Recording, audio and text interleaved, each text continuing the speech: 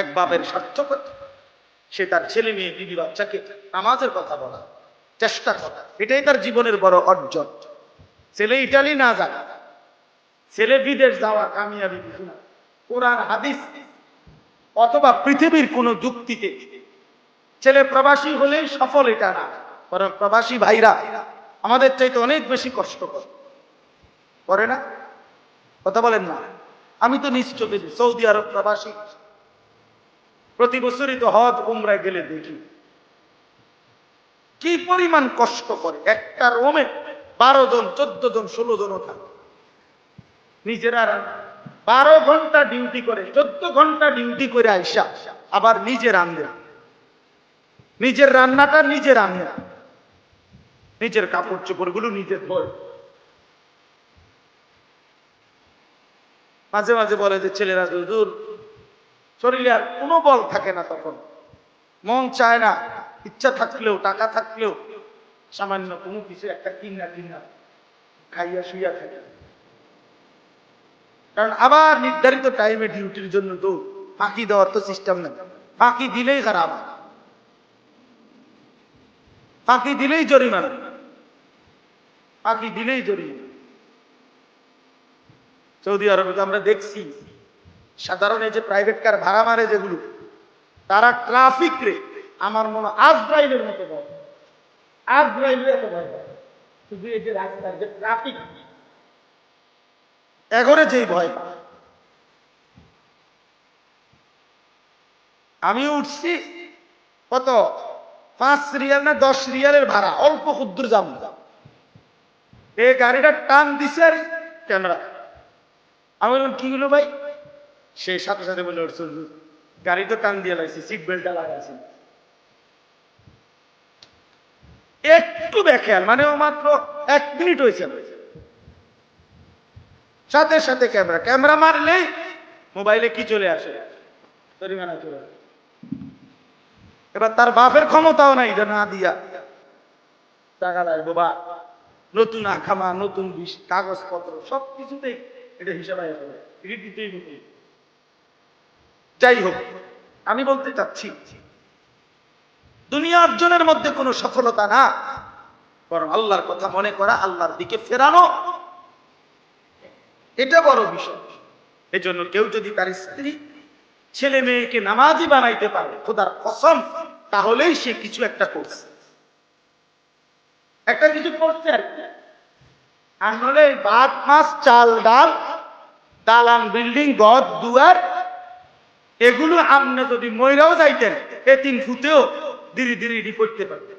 পৃথিবীতে অসংখ্য এতিম বাচ্চা তার 5 জন্মের সময় মরে গেছে, এই তো বড় হইয়া বিয়েও করছে, বাড়িও করছে, টাইলসও লাগাইছে, বাবা নাই মনে তো কি সমস্যা হয়েছে, সামনে মধ্যে অসুবিধা কি না হাবড়া মনে করছে আমি থাকতে যদি জিপুত্রে লাইন করে দিয়ে যাইতে না পারি, আমি মরে গেলে তারা কিনব না, আপনি মরে গেলে তারা সিরিয়াস হবে না, তারা বন দিয়া চা দিয়ে ভিজে খাইব 3 বেলা।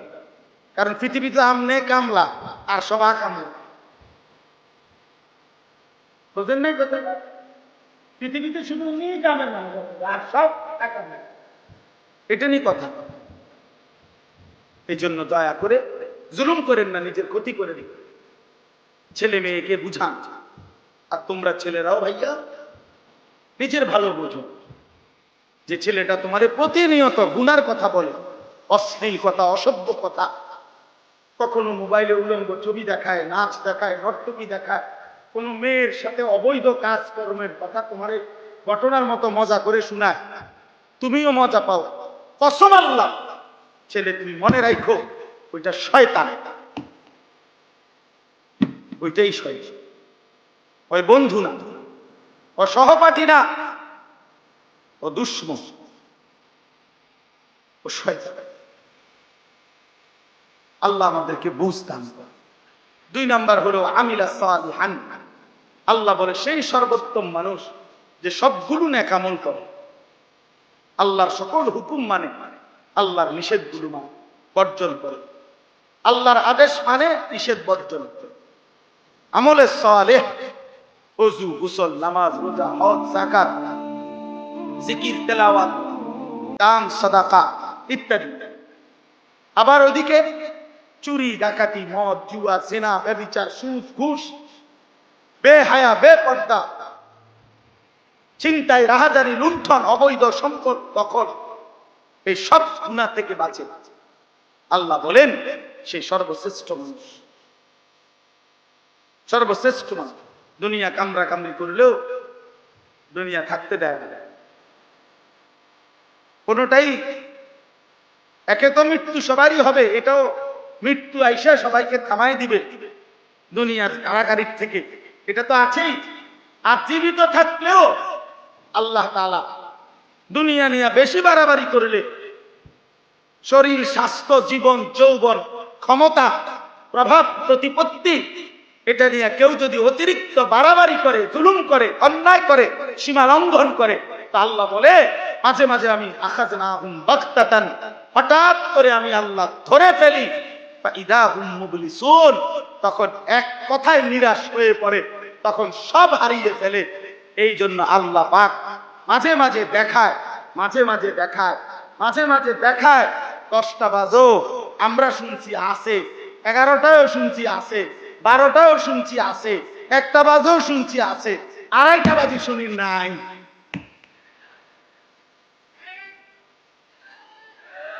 এবার নাই যে নাই আর কিচ্ছু নাই, নাই যে নাই আর কিছুই নাই, কিচ্ছু নেই, কিচ্ছু নেই। আল্লাহ দেখায় দিয়েছে যে বান্দা সীমা লঙ্ঘন করো না, সীমা লঙ্ঘন করো না। সবক এটা আল্লাহ পাক সবক দিয়েছেন, এটা শুধুই একটা ঘটনা না, এটা একটা সবক, এটা ইতিহাসের পুনরাবৃত্তি। পৃথিবীতে আল্লাহ তাআলা বারবার ইতিহাসের পুনরাবৃত্তি হয়। আল্লাহ তাআলা বলছেন ওয়া কাম আহলাকনা ক্বাবলাহুম মিন কুরুন, ইতিপূর্বে বহু জাতি আমি ধ্বংস করেছি। এই জন্য ভাইয়া ছেলেদের কবুল, একজন কিংবা একাধিক ব্যক্তি কিংবা গোষ্ঠী, দল কিংবা সমষ্টি, কেহই জুলুমের উপরে, অন্যায়ের উপরে সীমা লঙ্ঘন করতে না। তাই আল্লাহ যদি ধরে তো বেইজ্জতির 7 তবক নিচে, অপমানের 7 তবক জমিনের নিচে দাবায় দেবে। হ্যাঁ, আগে তো বলতো, আমরা তো ছোটবেলায় করছি, এরকম বিরাও আছে। আগে তো এটা কইতো মিয়া টাকা থাকলে বাঘের চোখও পাওয়া, কইছে না কথা তো বাঘের চোখ তো, টাকা তো ছিল, কই শুধু বর্ডারও তো পার হতো, কথা বলেন না কেন? বর্ডারও তো পার হতো না, আটটাও যাইতে পারে না, বিমানও যাইতে পারে না। ঘটনাটা কি বলে না, টাকা থাকলে বাঘের চোখ পাওয়া যায়। হ্যাঁ, হ্যাঁ, কলা পাতায় তো শুইছে না, শুধু মানে চেহারা সুরতের অবস্থা তো দেখে মনে হইছে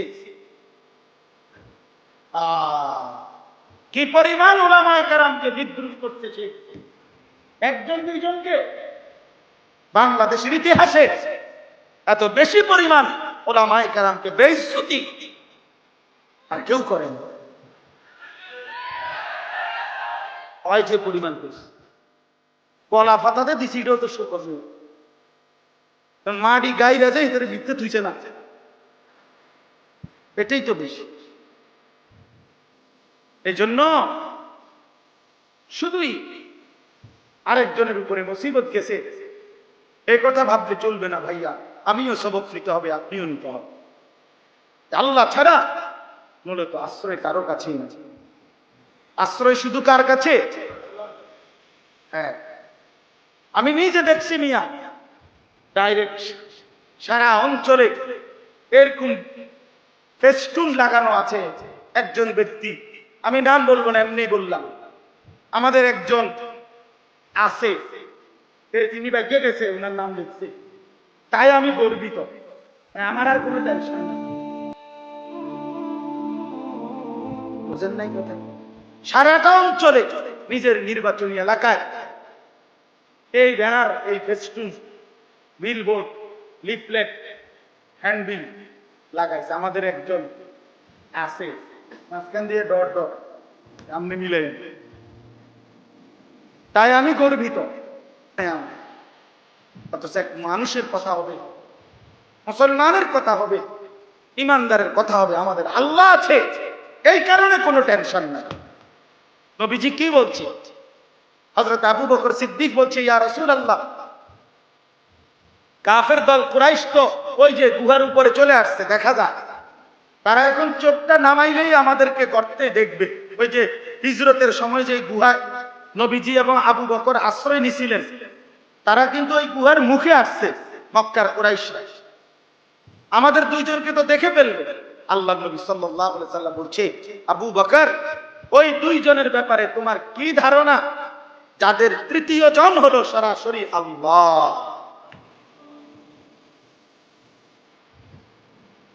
কি ধারণা তোমার?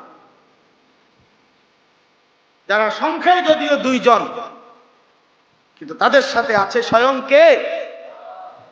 তার মানে তুমি কোনো চিন্তা করবে না। তো দুশ্মন চারিদিকে তাকাইছে, নিচের দিকে তাকাইছে। কার কুদরত? আল্লাহর কুদরত। ইনশাআল্লাহ। এই জন্য ভাই, আমি শুধুই মাত্র স্লোগানের জন্য বলতে চাই, আমার কথা হলো বাস্তবতা উপলব্ধি করলে আমারও ভালো, আপনাদেরও ভালো। যুবক ভাই, তোমাদেরও ভালো। তুমি তোমার এই শরীর, স্বাস্থ্য, যৌবনের উপরে অহংকার করবে, মাতবরি করবে, মাতবরি করবে। তোমার মতো বেড়া 1 ঘন্টায় 6 বার টয়লেটে গেলে তুমি চিৎকিয়া বের হয়ে, হ্যাঁ, তারপরে ওরসালান দিয়ে খার করার লাগবে তুমি।